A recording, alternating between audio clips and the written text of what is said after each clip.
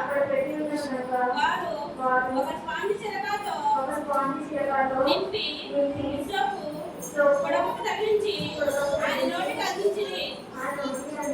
యేసు ఆ చిరక పుచ్చుకొని సమాప్తమైందని చెప్పి తలవంచి ఆత్మను అప్పగించెను.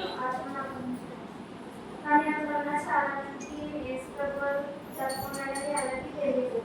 తెలియని వాళ్ళు శవాలు స్వామి ఉన్న శవాలు రోడ్డు అందించాడు. రోడ్డు అందిస్తాడు. యేసు ప్రభువు తలవంచి సమర్థమైనదని చెప్పారు.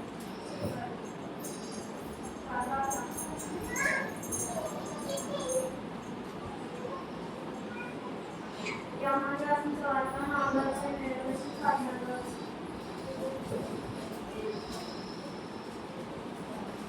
సమరయుని వగద నీళ్లు చేదుకొనుటకు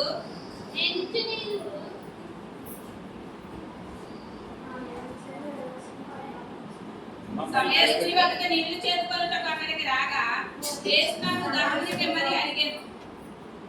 అందుకు యేసు, ఈ నీళ్లు త్రాగ ప్రతి వాడును మరలా తప్పికొనును. నేనిచ్చు నీళ్లు త్రాగ వాడెప్పుడును తప్పికొనడు. నేనిచ్చు నీళ్లు నిత్య జీవములకే వానిలో ఊరడి నీటి బొగ్గగా ఉండునని ఆమెతో చెప్పాను.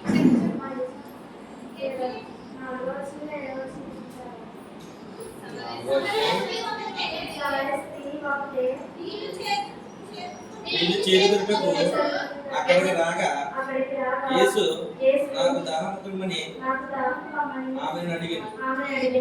ఆయన శిష్యులు ఆహారం కొనుటకు ఊరిలోనికి వెళ్ళి ఉండిరి. ఆ సమరయ స్త్రీ, యూదుడివైన నీవు సమరయ స్త్రీ అయిన నన్ను దాహము కమ్మని ఎలా అడుగుచున్నావని ఆయనతో చెప్పాను. ఎలయనగా యూదులు సమరయులతో సాంగత్యము చేయరు.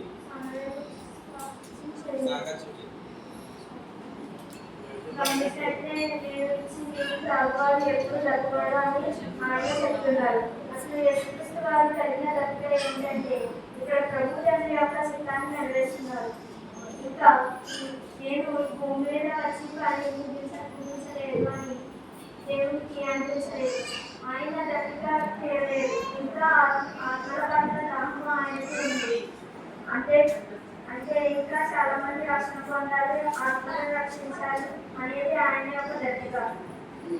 సర్వమానవులు రక్షించడానికి ఆయన ఈ లోకానికి వచ్చారు. ఆయనను ఎన్నో పరాధనలు పొందారు మరియు ఎంతగానో అవమానించారు. ఆయన కూడా ఎంతగానో ఆ శ్రమలను సహించారు. కేవలం అనేక ఆత్మలను రక్షించడం మరియు అంతేకాక తండ్రి యొక్క లేఖనంలో నెరవేరు అందుకే ఆయన జరుపుతున్నాడు.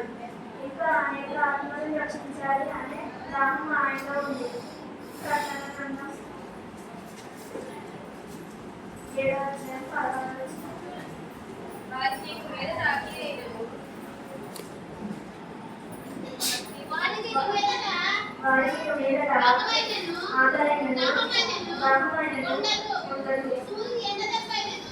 సూర్యుని ఎండలపైన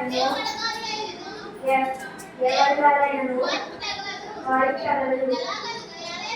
ఎలయనగా సింహాసనం మధ్య గొర్రెపిల్ల వారికి కావలి వారిని నడిపించను. దేవుడే వాడుకున్నది ప్రతి పాపములను